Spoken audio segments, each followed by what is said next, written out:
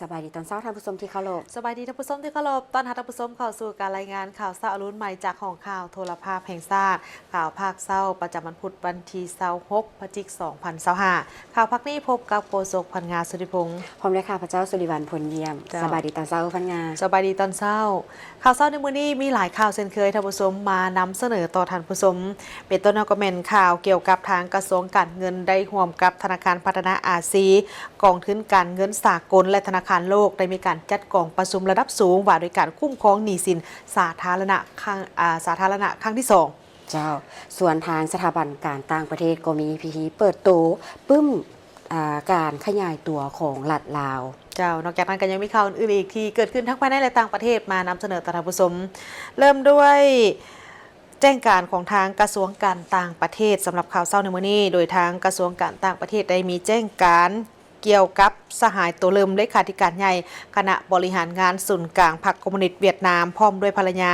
และคณะผู้แทนขั้นสูงของพรรครัฐแห่งสาธารณรัฐสังคมนิยมเวียดนามจะเดินทางมาเยี่ยมยามรัฐกิจอยู่สาธารณรัฐประชาธิปไตยประชาชนลาวอย่างเป็นทางการพร้อมทั้งจะเข้าร่วมพิธีเฉลิมฉลองวันสถาปนาสาธารณรัฐประชาธิปไตยประชาชนลาวครบรอบ50 ปีและเป็นประธานร่วมกองประชุมพบปะขั้นสูงระหว่างพรรคประชาชนปฏิวัติลาวและพรรคคอมมิวนิสต์เวียดนามประจำปี2026ซึ่งจะจัดขึ้นอยู่ในระหว่างวันที่1ถึงวันที่2ธันวาคม2025นี้โดยตอบสนองตามคำเชิญของสหายทองลุ้นศรีสุริตเลขาธิการใหญ่คณะบริหารงานศูนย์กลางพรรคประชาชนปฏิบัติลาวประธานประเทศแห่งสาธารณรัฐประชาธิปไตยประชาชนลาวพร้อมด้วยภรรยาสหายตัวเริ่มเลขาธิการใหญ่คณะบริหารงานศูนย์กลางพรรคคอมมิวนิสต์เวียดนามพร้อมด้วยภรรยาและคณะผู้แทนขั้นสูงของพรรครัฐแห่งสาธารณรัฐสังคมนิยมเวียดนามจะเยี่ยมยามรัฐกิจอยู่สาธารณรัฐประชาธิปไตยประชาชนลาวอย่างเป็นทางการในระหว่างวันที่1ถึงวันที่2ธันวาคม2025นี้เพื่อเป็นการเสริมขยายสายพันธมิตรภาพอันยิ่งใหญ่ความสามัคคีพิเศษและการร่วมมือรอบด้านระหว่าง2พรรค2รัฐและประชาชน2ชาติลาวเวียดนามให้นับปื้นนับแน่นแฟ้นและแตกดอกออกผลยิ่งขึ้นพร้อมกันนี้ในโอกาสดังกล่าวสหายตัวเริ่มยังจะได้เข้าร่วมพิธีเฉลิมฉลองวันสถาปนาสาธารณรัฐประชาธิปไตยประชาชนลาวครบรอบ50 ปีและเป็นประธานร่วมกองประชุมพบปะขั้นสูงระหว่างพรรคประชาชนปฏิวัติลาวและพรรคคอมมิวนิสต์เวียดนามประจำปี2026ท่านผู้ชมในวันที่25พฤศจิกายน2025อยู่ที่กระทรวงโยธาธิการและขนส่งได้รับฟังปาฐกถามูลเสื้อวันชาติที่2ธันวาคมครบรอบ50 ปีและวันเกิดประธานไก่สอนพรหมวิหารครบรอบ105 ปีในพิธีทานสมสวัสดิ์เลียงสวัสดิ์อดีตกรรมการกรมการเมืองส่วนกลางพรรคอดีตรองนายกรัฐมนตรีที่ปรึกษาสภาทฤษฎีส่วนกลางพรรคได้ขึ้นปาฐกถาถึงมูลเสื้อวันชาติที่2ธันวาคมครบรอบ50 ปีซึ่งทานได้ยกให้เห็นว่าวันที่2ธันวาคม1975เป็นวันแห่งชัยชนะอันยิ่งใหญ่ในประวัติศาสตร์แห่งการต่อสู้เป็นพันๆปีของปวงชนลาวทั้งชาติเป็นวันที่ประชาชนลาวบรรดาเผ่าได้มีอิสรภาพและเป็นเจ้าของประเทศชาติอย่างแท้จริงเป็นวันที่ประเทศลาวได้มีเอกราชอย่างสมบูรณ์และมีอธิปไตยอย่างครบถ้วนมีที่ตั้งอันสมเกียรติและมีฐานะเท่าเทียมกับประเทศอื่นๆในทั่วโลกวันที่2ธันวาคมแม่นวันแห่งสันติภาพแม่นวันแห่งการก้าวสู่สมัยใหม่แห่งการสร้างสถาประเทศลาวสันติภาพเอกราชประชาธิปไตยเอกภาพและวัฒนาถาวรพร้อมกันนี้ท่านยังได้ปาฐกถาวันเกิดประธานไก่สอนพรหมวิหารครบรอบ105 ปีซึ่งท่านได้ยกให้เห็นประวัติและมูลเสื้อของประธานไก่สอนพรหมวิหารบนเส้นทางปฏิวัติอันยืดเยื้อยาวนานประธานไก่สอนพรหมวิหารได้ผ่านพาสิ่งท้าทายบททดสอบละเอียดละเอี้ยวมีบางครั้งเกือบเอาชีวิตบ่รอดเพิ่นได้ปฏิบัติบทบาทเป็นแกนกลางสำคัญในการนำพาสร้างตั้งกองทัพประชาชนลาวกองราชวงศ์และสร้างตั้งพรรคประชาชนลาวได้นำพากระบวนการต่อสู้กู้ชาติด้วยหลายรูปการและวิธีการต้านการหุกหานของจักรพรรดิได้ชี้นำการปฏิวัติและรวมลาวครั้งที่1ซึ่งนำด้านทิศทาง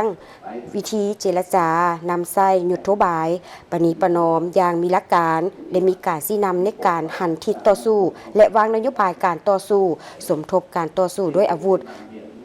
ต้านการต่อสู้แบบอื่นๆต้านการแทรกแซงของจักรพรรดิต้านนโยบายทรยศชาติทำลายประชาชน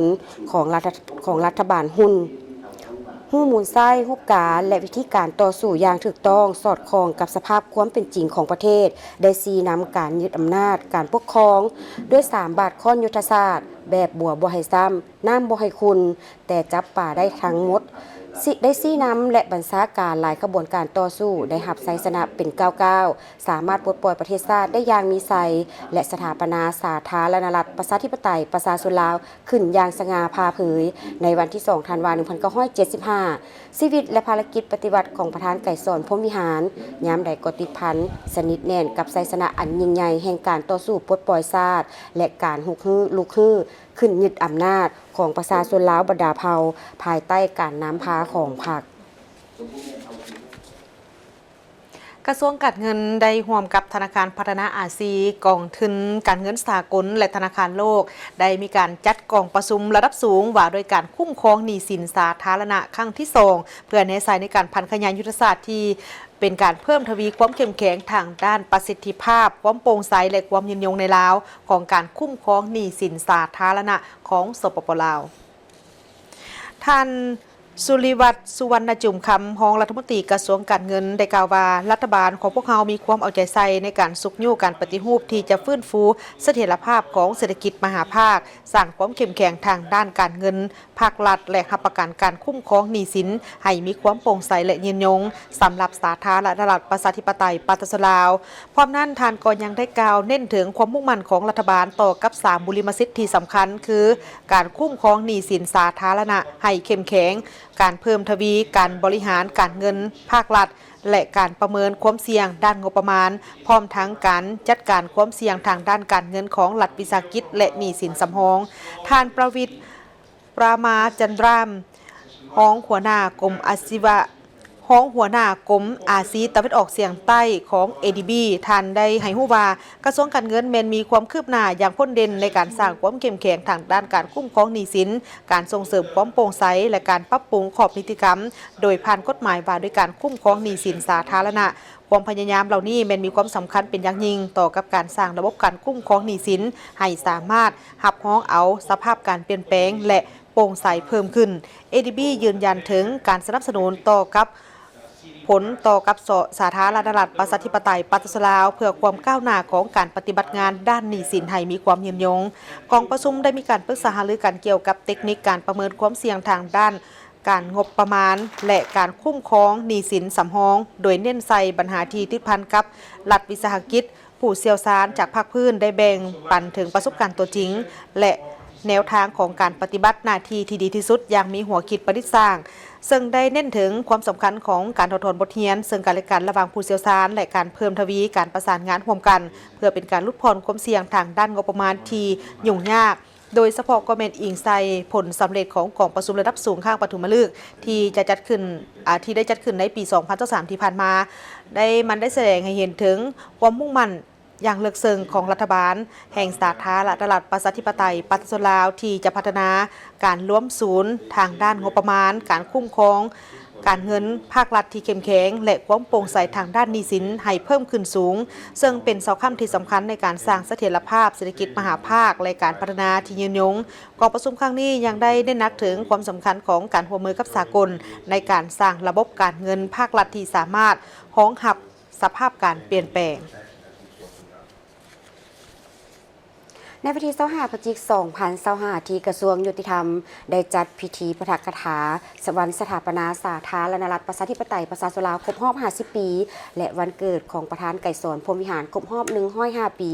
และการประดับเหรียญการละนึก50 ปี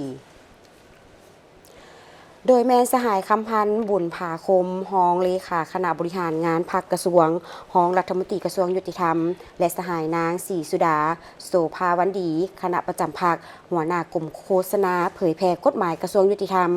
ในการปาฐกถาครั้งนี้ก็เพื่อทบทวนคืนมูลเสื้อและภารกิจต่อสู้ปลดปล่อยชาติในเมื่อก่อนก็คือผลสำเร็จในภารกิจปกปักรักษาและสร้างสรรค์พัฒนาประเทศชาติภายใต้การนำพาชี้นำของพรรคถือเอาโอกาสนี้ศึกษาอบรมสมาชิกพรรคพนักงานรัฐกรยกสูงน้ำใจหักชาติเสริมขยายความสามัคคีเป็นจิตหนึ่งใจเดียวของประชาชนลาวบรรดาเผ่าและ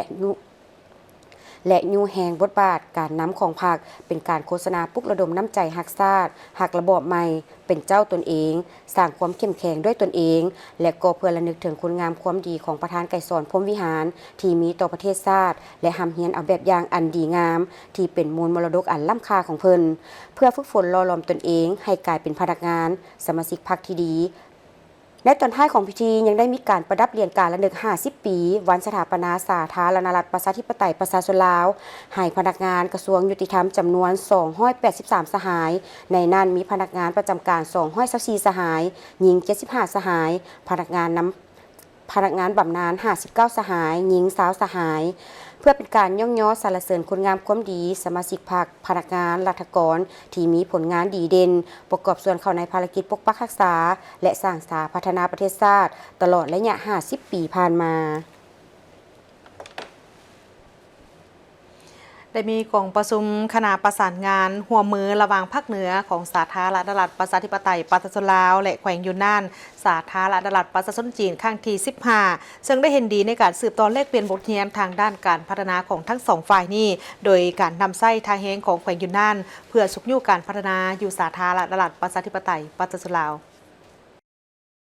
กองประชุมคณะประสานงานหัวมือระหว่างภาคเหนือสาธารณรัฐประชาธิปไตยประชาชนลาวกับแขวงยูนนานสาธารณรัฐประชาชนจีนครั้งที่15จัดขึ้นในวันที่24พฤศจิกายน2025ที่นครหลวงเวียงจันทน์โดยการเป็นประธานร่วมฝ่ายลาวนับโดยท่านนางแสงเดือนไสยศรรองประธานผู้ประจำการคณะกรรมการหัวมือลาวจีนและฝ่ายจีนนับโดยท่านหูตาเพิงกรรมการประจำพรรคแขวงเลขาคณะกรรมการการเมืองและกฎหมายแขวงยูนนานกองประชุมจัดขึ้นภายใต้หัวข้อลงเลิกก่อสร้างแล้วเศรษฐกิจเรียบตามเส้นทางรถไฟยกระดับเส้นทางสายคำให้มีความสะดวกโรงเรียนยิ่งขึ้นได้ทบทวนหมากผลของการจัดตั้งปฏิบัติเนื่องในบทบันทึกกองประชุมครั้งที่14และกลไกการประสานงานดังกล่าวใน1ปีที่ผ่านมาพร้อมทั้งกำหนดทิศทางแผนการร่วมมือในต่อหน้าระยะ1ปีผ่านมาการร่วมมือในทุกโครงเขตแม้นมีความคืบหน้าพ้นเด่นเป็นต้นการเชื่อมต่อคมนาคมทางรถไฟลาวจีนได้ขนส่งผู้โดยสารสะสม 60,000 กว่าล้านคนและสินค้าสะสม 70,000 กว่าล้านต้นการค้าระหว่างแขวงยูนนานและลาวบรรลุ 16 กว่าตื้อหยวนเพิ่มขึ้น 26.8 ส่วนห้อยมีวิสาหกิจของแขวงยูนนาน 68 หัวหน่วยที่เข้ามาลงทุนทางด้านกสิกรรมในลาวมูลค่าการลงทุน900 กว่าล้านดอลลาร์สหรัฐเฉพาะการปลูกข้าวยางพาราสาลีพืชกสิกรรมและอื่นๆพร้อมกันนี้ยังมีโครงการเชื่อมต่อระบบสายส่งไฟฟ้าและการร่วมมือทางด้านการศึกษาและอื่นๆสำหรับทิศทางการร่วมมือกันในต่อหน้าทั้งสองฝ่ายจะสืบต่อการไปมาหาสู่กันให้หลายขึ้นสืบต่อแลกเปลี่ยนบทเรียนการพัฒนาของทั้งสองฝ่ายนำไส้ทางแหงแขวงยูนนานเพื่อช่วยดึงดูดการพัฒนาของลาวโดยเฉพาะแม่นการนำไส้เส้นทางรถไฟลาวจีนและการก่อสร้างแนวทางเศรษฐกิจลาวจีนเพื่อหัดแน่นการร่วมมือโดยทั้งสองฝ่ายได้ตกลงเห็นดีที่จะสืบต่อ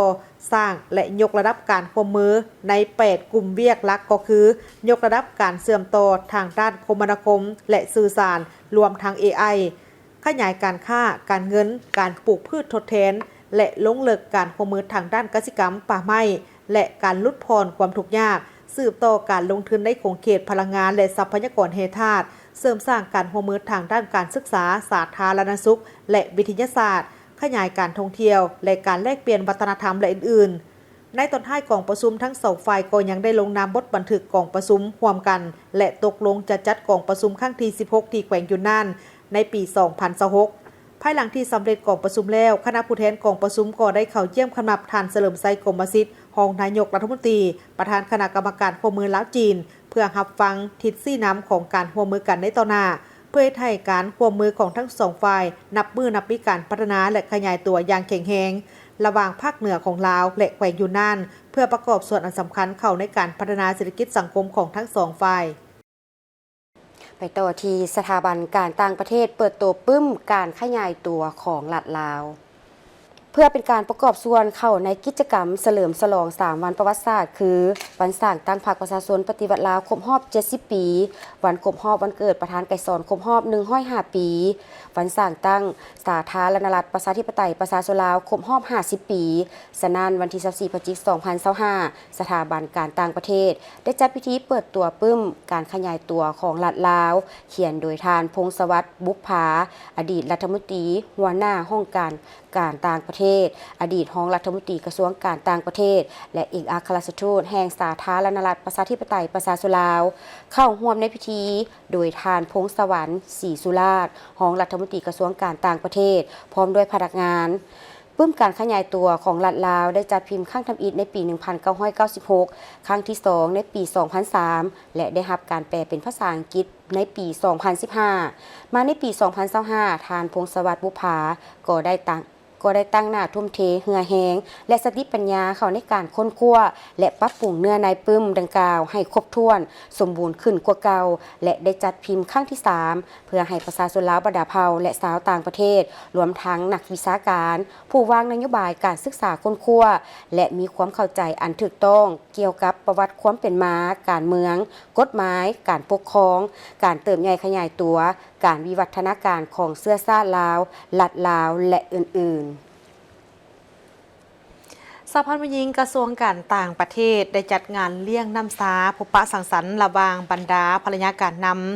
นำเพศหญิงนักการทูตหญิงโดยการเป็นประธานของทานนางวาสนาพรหมวิหารภรรยาของทานรัฐมนตรีกระทรวงการต่างประเทศประธานกิตติมศักดิ์สหพันธ์หญิงของกระทรวงการต่างประเทศ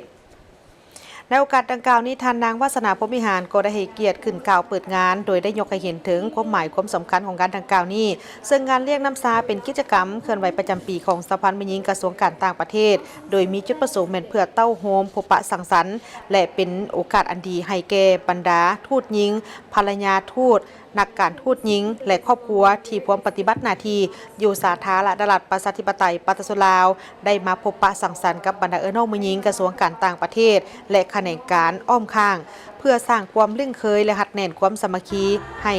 ดียิ่งขึ้นพร้อมกับนี้ก็ยังเป็นโอกาสอันดีในการแลกเปลี่ยนประสบการณ์ที่ดีการเรียนรู้และการสร้างความเข้าใจหลายขึ้นเกี่ยวกับวัฒนธรรมและฮิตของประเพณีอันดีงามของแต่ละประเทศผ่านการวางแสดงทางด้านศิลปะหัตถกรรมเครื่องนุ่งอาหารและผลิตภัณฑ์ที่หลากหลายในงานครั้งนี้พิเศษในงานเลี้ยงน้ำสาประจำปี 2025 นี้แม่นได้จัดขึ้นในท่ามกลางที่ทั่วภาคทั่วรัฐและทั่วปวงชนลาวทั้งชาติพร้อมก้าเกี่ยมในการเฉลิมฉลองวันสถาปนาสาธารณรัฐประชาธิปไตยปฏิรูปลาวครบรอบ50 ปีและวันเกิดประธานไกรสอนพรหมวิหารครบรอบ105 ปีอย่างเป็นขบวนฟุดฟื้นในงานเลี้ยงน้ำสาครั้งนี้ยังมีการวางแสดงสินค้าของที่ระลึกอาหารเอกลักษณ์ประจำชาติและอื่นๆของบรรดาสำนักงานการทูตต่างประเทศและองค์การจัดตั้งสากลประจำลาวมีการแสดงศิลปะวัฒนธรรมลาวจากการประกอบส่วนของบรรดาน้องมือหญิงของกระทรวงการต่างประเทศและการประกอบส่วนแสดงศิลปะที่เป็นเอกลักษณ์ประจำชาติของบรรดาสำนักงานทูตต่างประเทศในโอกาสเดียวกันนี้บรรดาแขกที่เข้าร่วมก็ได้พร้อมกันอวยพรในการส่งท้ายปีเก่า 2025 และต้อนรับปีใหม่ 2026 ซึ่งกันและกันแผนกกสิกรรมและสิ่งแวดล้อมนครหลวงเวียงจันทร์และสมาคมธุรกิจกสิกรรมลาวได้ลงนามหัวมือค้ำประกันการผลิตและการสนองสิ้นหมูแก่นครหลวงเวียงจันทร์พิธีดังกล่าวได้จัดขึ้นในวันที่24 พฤศจิกายน 2025 ที่แผนกกสิกรรมและสิ่งแวดล้อมนครหลวงเวียงจันทร์ระหว่างทานแสงอรุณสุริยวงศ์หัวหน้าคณะแผนกกสิกรรมและสิ่งแวดล้อมนครหลวงเวียงจันทร์และท่านขันทองศรีประเสริฐรองประธานสมาคมธุรกิจกสิกรรมลาวเข้าร่วมมีของแผนกอุตสาหกรรมและการค้านครหลวงเวียงจันทร์ตัวแทนจากบริษัท CP เบทาโกสหกรณ์ 3F ยืนยงของลาวและผู้ประกอบการเลี้ยงหมูจุดประสงค์ของการร่วมมือกันในครั้งนี้ก็เพื่อจัดตั้งปฏิบัติแผนงานที่กระทรวงกสิกรรมและสิ่งแวดล้อมก็คือนครหลวงเวียงจันทร์ได้วางออกใน5 ปีต่อหน้าให้บรรลุเป้าหมายเป็นต้นแผนงานค้ำประกันเสบียงอาหารแผนงานผลิตสินค้าและแผนงานปรุงแต่งผลิตภัณฑ์ซึ่งเป็นแผนงานที่แผนกกสิกรรมและสิ่งแวดล้อมนครหลวงเวียงจันทร์พวกเขาได้จัดตั้งปฏิบัติพันธุ์ขยายและส่งเสริมการผลิตและผู้ประกอบการเป็นผู้ปฏิบัติตัวจริงในการผลิตและการสนองเสบียงอาหารดังกล่าวซึ่งผ่านมาก็เห็นได้ว่ามีทั้งข้อสะดวกและข้อยุ่งยากซึ่งจะต้องได้มาวางแผนร่วมกันระหว่างภาครัฐจะเฮ็ดหยังและผู้ประกอบการจะเฮ็ดหน้าที่หยังพร้อมการแก้ไขปัญหาการเลี้ยงหมูให้เป็นระบบและมีการเต้าโฮมและจัดตั้งเป็นกลุ่มการผลิตขายกลุ่มซื้อโฮงฆ่าสัตว์สร้างเย็นและการบริการจำหน่ายปรุงแต่งผลิตภัณฑ์คืนใหม่ซึ่งปัจจุบันการเลี้ยงหมูในนครหลวงเวียงจันทร์แม้นมีจำนวนหมู 156,000 กว่าตัวในนั้นเลี้ยงแบบครอบครัวเป็น 26,000 กว่าตัวและเลี้ยงเป็นแบบฟาร์ม 129,000 กว่าตัวปัจจุบันมีฟาร์มทั้งหมดแม่น117ฟาร์มการสนองสิ้นหมูในปี 2023มีจำนวน 16,000 กว่าต้น 2024 17,000 กว่าต้นและคาดว่าในปี2025มีจำนวน 18,000 กว่าต้นแม่นเพื่อค้ำประกันเสบียงอาหารโดยเฉพาะละแม่นซีนหมูให้นครหลวงเวียงจันทน์ซึ่งอยู่ในนั้นฮั่นก็เริ่มจากซีนหมูหลังจากนั้นพวกเขาก็จะก้าวไปใส่ซีนไก่สัตว์ปีกเป็ดไข่และกับปลารวมทั้งพืชพักข้าวเนาะหมักไหม้ก็รวมเป็นผลผลิตเกษตรกรรมทั้งหมดหั่นแม่นพวกเขาจะค้ำประกันเสบียงอาหารให้นครหลวงเวียงจันทน์จะตั้งขึ้นให้มันเป็นแบบอย่างที่มีนิติกรรมรองรับระหว่างภาคธุรกิจและก็ภาครัฐเนาะให้มันสามารถตรวจเช็คได้ว่าปลูกเท่าใดเลี้ยงหมูเท่าใดจะมีซีนออกมาเท่าใดเพื่อสนองให้นครหลวงเวียงจันทน์หลังจากนั้นถ้าหากได้ผลแล้วจึงค่อยขยายไปแขวงอื่นซึ่งหมูของพวกเราในปัจจุบันเนี่ยผลิตได้เกือบเพียงพอความต้องการของทั่วประเทศแต่ระบบการคุ้มครองในขอบเขตทั่วประเทศนั้นมันเป็นวงกว้างฉะนั้นเพื่อจะเห็นให้ได้มากได้ผลเฮาควรจะเห็นอยู่ในขอบของนครหลวงเวียงจันทน์ให้เป็นต้นแบบซะก่อนก็คือผู้เลี้ยงก็มีกำลังใจเลี้ยงให้ได้คุณภาพสม่ำเสมอราคาที่ตามโครงประกอบราคาของภาครัฐและภาคธุรกิจคิดคำนวณออกมาอย่างสมเหตุสมผล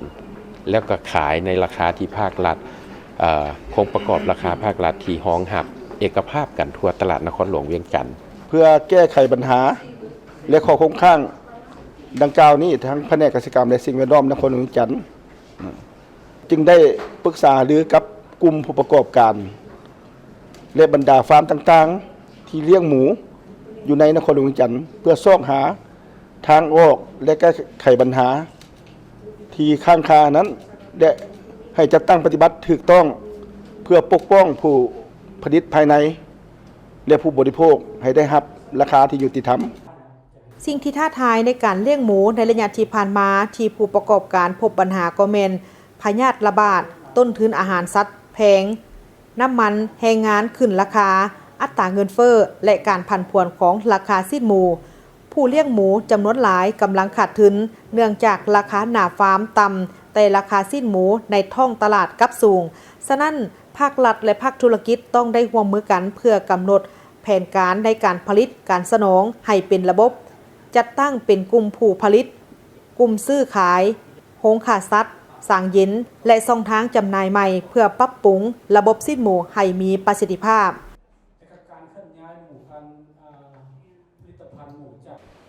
มาเบิ่งที่การสร้างขบวนการออกแห่งงานรวมทั่วองค์การอัยการประชาชนเพื่อเป็นการต้อนรับ3วันประวัติศาสตร์ของชาติในเช้าของวันที่24พฤศจิกายน2025นี้พนักงานทั่วองค์การอัยการประชาชนสูงสุดสาวหนุ่มแม่หญิงกรรมบาลได้พร้อมกับออกแห่งงานเฮ็ดอนามัยรวมอ้อมข้างองค์การอัยการประชาชนสูงสุดเพื่อเป็นการต้อนรับวันสำคัญต่างๆของพรรคของชาติขบวนการออกแห่งงานรวมในครั้งนี้มันมีความหมายมีความสำคัญนอกจากจะเป็นการปลูกจิตสำนึกความสามัคคีและความสวยสดงดงามสะอาดงามตาภายในสำนักงานองค์การเบ้ารวมวัสพกแมนเพื่อเป็นการคำนับพับต้อน3วันประวัติศาสตร์ของพรรคของชาติก็คือวันสร้างตั้งพรรคประชาชนปฏิบัติลาวครบรอบ70 ปีวันสถาปนาสาธารณรัฐประชาธิปไตยประชาชนลาวครบรอบ50 ปีและวันเกิดประธานไก่สนพรหมวิหารครบรอบ105 ปีอย่างเป็นขบวนการที่ฟดฟื้นและเต็มไปด้วยความหมายความสำคัญอย่างลึกซึ้งเพื่อพร้อมกันเฮ็ดให้สำเร็จหน้าที่ตามการจัดตั้งขันถึงมอบหมายให้มีผลสำเร็จอันจบงามท่านผู้ชมเมืองสร้างสาหนึ่งเดียวในสาธารณรัฐประชาชนจีนที่ยังรักษาชื่อเดิมของเมืองนี้ไว้มาหลายกว่า 3,000 ปีวัฒนธรรมที่มีมูลเสื้อได้สืบทอดรุ่นต่อรุ่นซึ่งแสดงให้เห็นถึงความเด็ดเดี่ยวมนจิตอดทนและมั่นใจเป็นภาคส่วนหนึ่งของจิตวิญญาณแห่งชนชาติจีนบทเรียนดังกล่าวนั้นแม้นได้เสริมขยายด้วยไทยแห่งบ่มซ่อนด้วยหัวคิดประดิษฐ์สร้างที่สร้างสรรค์ด้วยหลายสีสันของมวลมนุษย์ที่อยู่ร่วมกันหนึ่งในนั้นก็แม่นซางซาแม่นเมืองเดียวในสาธารณรัฐประชาชนจีนที่ยังรักษาชื่อเมืองไว้คือเก่าได้ตลอด 3,000 ปีมีเนื้อที่ทั้งหมด 11,800 ตารางกิโลเมตรมีพลเมือง10 ล้านกว่าคนมีมรดกทางด้านวัฒนธรรมเช่นผู้หยวนห่อเทียนซินสุสาน ทั้งเป็นบ่อนบ่มสอนนักปฏิบัติเซนทานเหมาเจ๋อตุงและนักปฏิบัติหลายทานที่ดำรงชีวิตและเติบใหญ่อยู่ดินแดนซางซาแห่งนี้จุดพิเศษของเมืองซางซาแม่นตั้งอยู่เลียบตามสายแม่น้ำยางซีและเป็นศูนย์กลางการขนส่งครบวงจรระดับชาติถูกกำหนดเป็นนครที่มีชื่อเสียงสภาพแวดล้อมทางธุรกิจถูกจัดอันดับแถวหน้าของประเทศในด้านการประเมินสภาพแวดล้อมทางธุรกิจโดยวิสาหกิจเอกชนนับพันแห่งในนั้น269แห่งดำเนินธุรกิจส่งออกซางซายังได้รับเกียรติเป็นนครหลวงที่น่าสนใจด้านการลงทุนที่สุดของประเทศจีนคุณภาพชีวิตได้ถูกคัดเลือกเป็นหนึ่งในนครทดลองระดับชาติกลุ่มดบิดสำหรับการพัฒนาสาวหนุ่มได้รับการตั้งชื่อว่า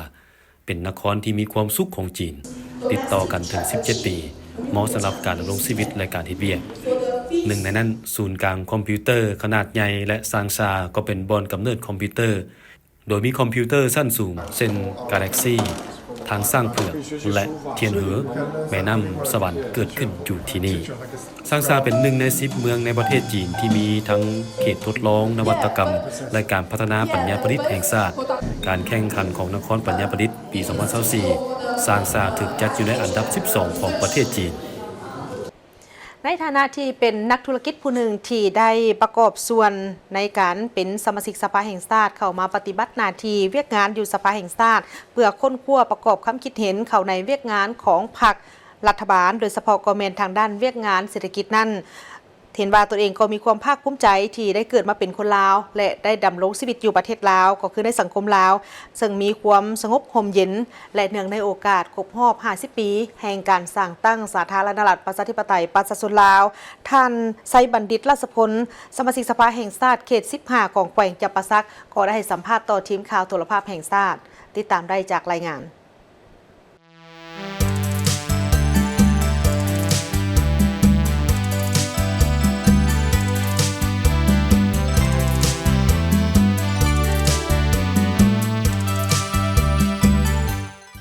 สำหรับข้าพเจ้าเองจะอยู่ในวงการธุรกิจนี่เนื่องในโอกาสวันชาติที่2ธันวาคมรอบ50ปีท่านไซบัณฑิตราชพลสมาชิกสภาแห่งชาติเขต15แขวงจำปาสักทางเป็นรองประธานสภาการค้าและอุตสาหกรรมแห่งชาติลาวรับผิดชอบเวียกงานอุตสาหกรรมและการพัฒนาฝีมือแรงงานและทั้งเป็นประธานสมาคมอุตสาหกรรมผลิตเครื่องนุ่งห่มแห่งชาติได้สัมภาษณ์ต่อทีมข่าวโทรภาพแห่งชาติเกี่ยวกับวันสถาปนาสาธารณรัฐประชาธิปไตยประชาชนลาวครบรอบ50ปีว่าวันที่2ธันวาคม1975แม่นวันแห่งชัยชนะอันยิ่งใหญ่ในประวัติศาสตร์แห่งการต่อสู้เป็นพันๆปีของปวงชนลาวทั้งชาติแม่นวันที่ประชาชนลาวบรรดาเผ่าได้มีอิสรภาพและเป็นเจ้าของประเทศชาติอย่างแท้จริงแม่นวันที่ประเทศลาวได้มีเอกราชอย่างสมบูรณ์และมีอธิปไตยอย่างครบถ้วนมีที่ตั้งอันสมเกียรติและมีสถานภาพเท่าเทียมกับประเทศอื่นๆในทั่วโลกในฐานะที่เป็นผู้ประกอบการธุรกิจและสมาชิกสภาแห่งชาติผู้หนึ่งที่อยู่ในโขงเขตด้านการค้าการลงทุนการผลิตเพื่อส่งออกและทางด้านการบริการนี่ย้ำใดก็ได้พยายามประกอบส่วนเข้าในการสร้างสถาพัฒนาประเทศชาติผ่านการสร้างแนวคิดประดิษฐ์สร้างนำใช้เทคโนโลยีทันสมัยเพื่อยกสูงประสิทธิภาพในการเสริมต่อและนำเสนอผลิตภัณฑ์ของท้องถิ่นออกสู่ตลาดภาคพื้นและสากลให้กว้างขวางสำหรับข้าพเจ้าเองจะอยู่ในวงการธุรกิจนี่ก็เกือบ30กว่าปีมาแล้วเนาะก็เห็นว่าในแต่ละระยะระเบียบกฎหมายนิติกรรมต่างๆก็แม่นไปพัฒนาไปตามการขยายตัวของเศรษฐกิจพัฒนา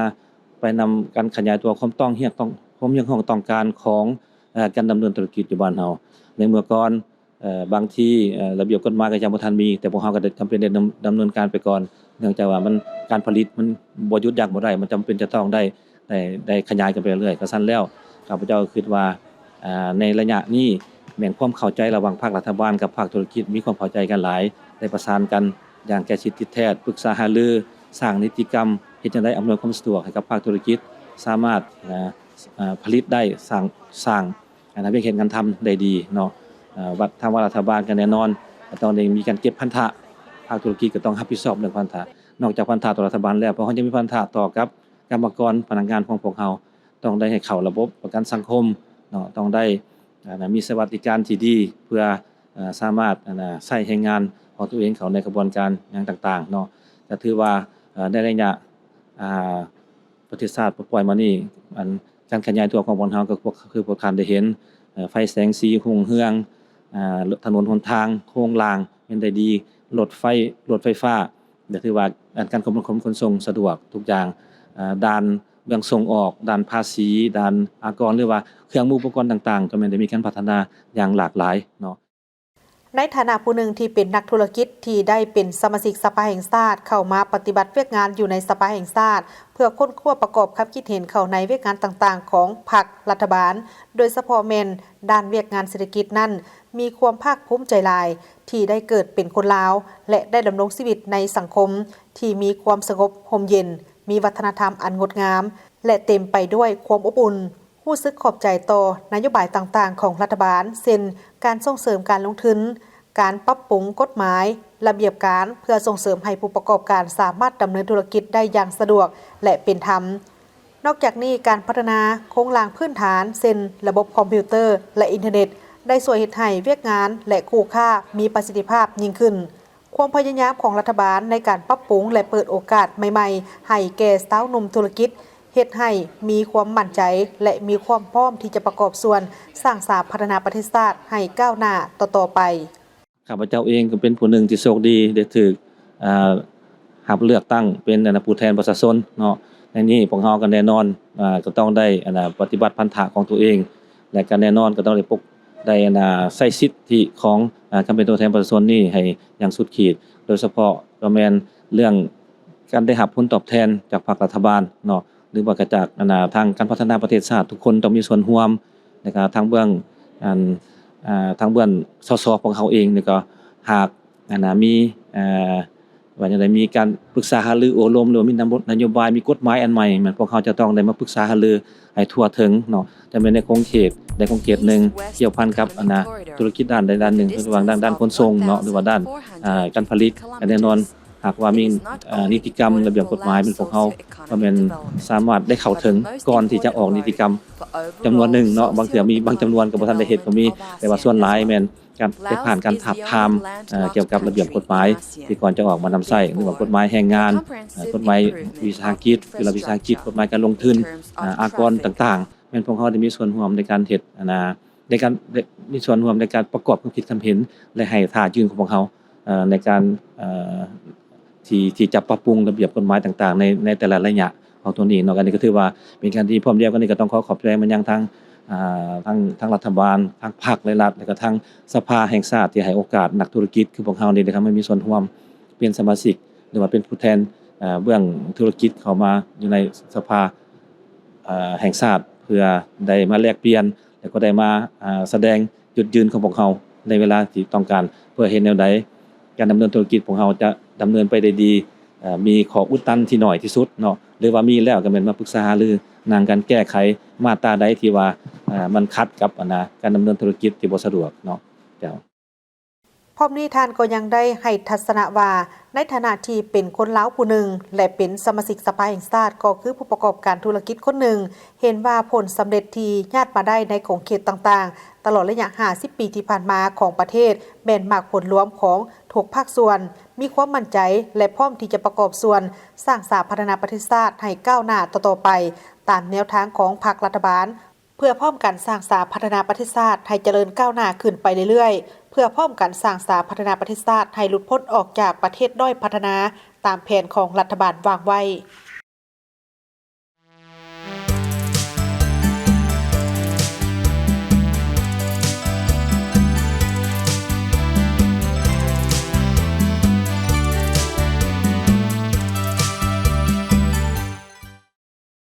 ท่านผู้ชมไปที่สถานการณ์ทางท้องถิ่นได้มีพิธีประกาศสร้างตั้งกองห้อยป้องกันตัวรัฐวิสาหกิจไฟฟ้าลาวสาขาแขวงอัตตปือในพิธีสหายพันเอกแสงสุรีเมฆเมืองไส้หัวหน้าห้องเสนาธิการกองบัญชาการทหารแขวงได้ผ่านขอตกลงว่าด้วยการสร้างตั้งกองห้อยป้องกันตัวของรัฐวิสาหกิจไฟฟ้าลาวสาขาแขวงอัตตปือโดยอิงตามกฎหมายว่าด้วยการปกครองท้องถิ่นแห่งสาธารณรัฐประชาธิปไตยประชาชนลาวฉบับปรับปรุง อิงตามหนังสือเสนอของรัฐวิสาหกิจไฟฟ้าลาวสาขาแขวงอัตตปือและหนังสือเสนอของกองบัญชาการทหารแขวงว่าด้วยการสั่งตั้งกองหอยป้องกันตัวของรัฐวิสาหกิจไฟฟ้าลาวสาขาแขวงอัตตปือเจ้าแขวงอัตตปือตกลงเห็นดีสร้างตั้งกองหอยป้องกันตัวของรัฐวิสาหกิจไฟฟ้าลาวสาขาแขวงอัตตปือจำนวน1กองหอยในพิธียังได้ผ่านโครงหางการจัดตั้งกองหอยป้องกันตัวในนี้กองหอยป้องกันตัวของรัฐวิสาหกิจไฟฟ้าลาวสาขาแขวงอัตตปือประกอบมีหอย23สหายยิง16สหายด้านโครงประกอบการจัดตั้งมี1กองหอย6หมวด18หมู่มีคณะกองหอย3สหายคือสหายสินธนูสุวรรณราชหัวหน้ากองหอยสหายเทวามณีวงศ์ห้องกองหอยสหายนุภักสิงหาวงศ์เป็นคณะกองหอยโอกาสนี้สหายบุญจันทร์ศรีหวงศ์หัวหน้าการทหารกองบัญชาการทหารแขวงอัตตปือห้องประธานคณะกรรมการป้องกันศาสตร์ป้องกันความสงบแขวงได้แสดงความย่องยอสมเสยต่อกรมเกี่ยวข้องคณะรับผิดชอบรวมทางรัฐวิสาหกิจไฟฟ้าลาวที่เฮ็ดให้กองหอยป้องกันตัวของรัฐวิสาหกิจไฟฟ้าลาวสาขาแขวงอัตตปือได้รับการสั่งตั้งขึ้นพร้อมทั้งเรียกร้องให้แผนกการทหารท้องถิ่นกองบัญชาการทหารแขวงต้องหีบห่อนสร้างแผนการงบประมาณอบรมหัดแอบด่านศิลปยุทธยุทธวิธีให้กำลังดังกล่าวอย่างทั่วถึงคณะพักคณะบัญชาของรัฐวิสาหกิจไฟฟ้าลาวสาขาแขวงอัตตปือและแผนกการเกี่ยวข้องต้องเอาใจใส่ลงไก่สิทธิ์ติดแทดนำภาษีนำศึกษาอบรมการเมืองนำพาแนวคิดให้กำลังป้องกันตัวมีการกวดการติดตามปรับปรุงกำลังให้มีความหนักแน่นมีความรับผิดชอบสูงต่อการป้องกันเบญยามเนตรใส่สกัดกันปรากฏการณ์ยอทอที่อาจเกิดขึ้นสำหรับพนักงานกำลังป้องกันตัวต้องเป็นเจ้าการในการประกอบส่วนอย่างตั้งหน้าเขาในหน้าที่ความรับผิดชอบของตนอย่างเข้มงวดเพื่อพร้อมกันเฮ็ดให้ประเทศชาติมีความสงบสังคมมีความเป็นระเบียบเรียบร้อยดีได้มีพิธีมอบใบยั่งยืนจบการฝึกอบรมการคุ้มครองสิ่งเศษเหลือในครัวเรือนเขตชุมชนในจำนวน16บ้านในเทศบาลของเมืองปากสันแขวงบุรีคำไสท่านนางยุพาโภคาสมบัติหัวหน้าแขนงเคหาผังเมืองต่างหน้าองค์การจัดตั้งปฏิบัติโครงการพัฒนาตัวเมืองตามแนวทางอนุภาคพื้นแม่น้ำของซีหรือ GMSC ตัวเมืองปากสันการฝึกอบรมการคุ้มครองสิ่งเศษเหลือในครัวเรือนเขตชุมชนภายใต้โครงการ GMSC ในหัวข้อการสื่อสารเกี่ยวกับการคุ้มครองขี้เหงื่อในครัวเรือนผ่านมาโครงการได้ร่วมกับทีมงานเชี่ยวชาญสากลและเชี่ยวชาญภายในเกี่ยวกับการคุ้มครองขี้เหงื่อได้จัดฝึกอบรมให้ผู้ต่างหน้าอำนาจการปกครองบ้านทุกแขนงการให้มีความรู้เพิ่มในการจัดการขี้เหงื่อและลดผ่อนปริมาณการขนส่งขี้เหงื่อจากชุมชนไปหาสนามขี้เหงื่อทางนี้ก็เพื่อเป็นการลดปริมาณขี้เหงื่อที่นำไปกำจัดอยู่สนามให้เหลือน้อยที่สุดด้วยวิธีการคัดแยกประเภทขี้เหงื่อออกเป็นกลุ่มย่อยและนำใส่ประโยชน์ให้ได้หลายที่สุดเพื่อให้ตัวเมืองปากสันมีความสะอาดสวยงามและมีการจัดการสิ่งเศษเหลืออย่างเป็นระบบที่ถูกต้องการฝึกอบรมครั้งนี้ได้ปฏิบัติมาเป็นครั้งที่3แล้วใน3หลักสูตรเริ่มแต่เดือนพฤษภาคมเดือนตุลาคม2025ให้เกียรติมอบใบยั่งยืนในครั้งนี้โดยเมทันแก้วดาราวงศ์สาวันทองรองหัวหน้าแผนกยุทธธิการและขนส่งแขวงคณะผู้แทนจากแขวงทายเงียนสาธารณรัฐสังคมนิยมเวียดนามเยี่ยมยามและเฮ็ดเวียกอยู่ที่แขวงหัวพัน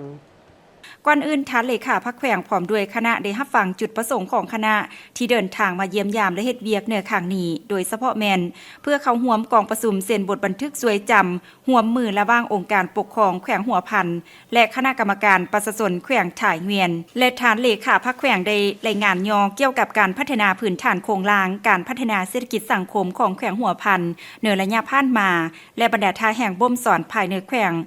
คณะได้รับทราบเป็นต้นแม่นท่าแห่งทางด้านการปลูกฝังเลี้ยงสัตว์ด้านหัตถกรรมด้านอุตสาหกรรมการบริการและด้านการท่องเที่ยวซึ่งแขวงหัวพันจะได้สืบต่อจัดตั้งปฏิบัติบรรดาท่าแห่งดังกล่าวบรรลุตามคาดหมายที่วางไว้เพื่อให้แขวงหัวพันหลุดพ้นจากความทุกข์ยากเทื่อละก้าวจากนั้นคณะทั้งสองฝ่ายได้เข้าร่วมกองประชุมเซ็นบทบันทึกสวยจำร่วมมือระหว่างองค์การปกครองแขวงหัวพัน และคณะกรรมการประชาชนแขวงถ่ายเวียนอยู่ที่ห้องประชุมสรรหาห้องว่าการแขวง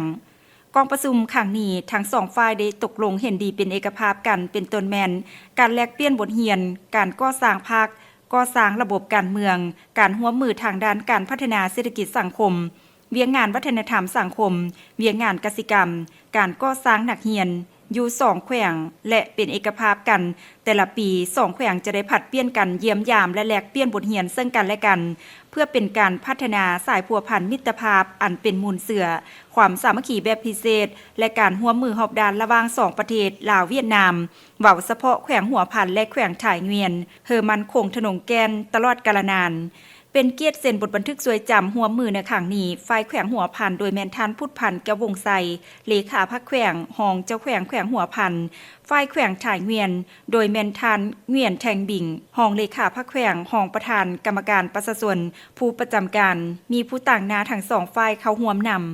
ำการนำแขวงภาคเหนือของลาวร่วมสัมมนาขบวนการใหม่โอกาสใหม่การพัฒนาใหม่อยู่ที่แขวงหลวงพระบางในกองประชุมได้มีการแลกเปลี่ยนคำเห็นเกี่ยวกับการก้าวไปสู่อนาคตที่สดใสลงเลิกการร่วมมือระหว่างลาวจีนด้วยการเสริมขยายเนื้อหนังกองประชุมครบคณะครั้งที่4สมัยที่20ของพรรคคอมมิวนิสต์จีนซึ่งทานคำละเดียนประดิษฐ์หองเลขาคณะบริหารงานพรรคแขวงพระบางได้มีคำเห็นว่าในอนาคตโดยปิ่นออมการพันขยายเนื้อหนัง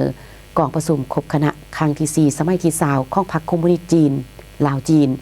สามารถสืบต่อลงเลิกการร่วมมือในหลายด้านเป็นต้นสุขโยการ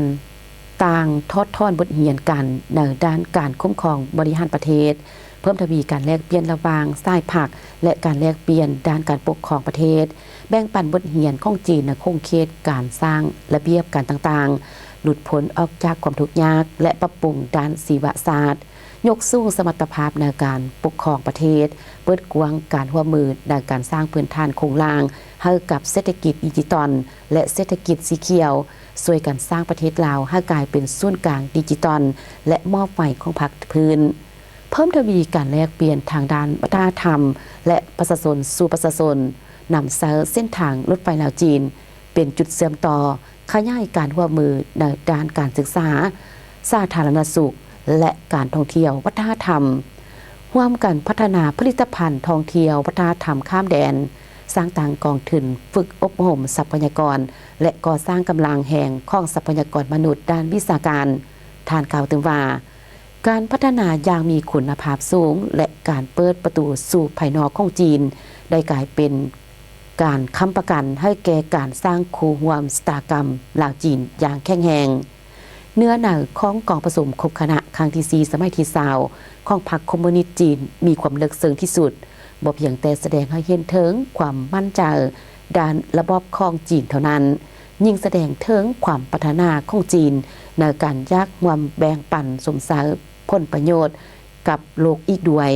เนื่องในโอกาสวันสถาปนาสาธารณรัฐประชาธิปไตยประชาชนลาวครบรอบ50 ปีและเส้นทางรถไฟลาวจีนเปิดใช้บริการครบรอบ4 ปีที่จะมาถึงนี้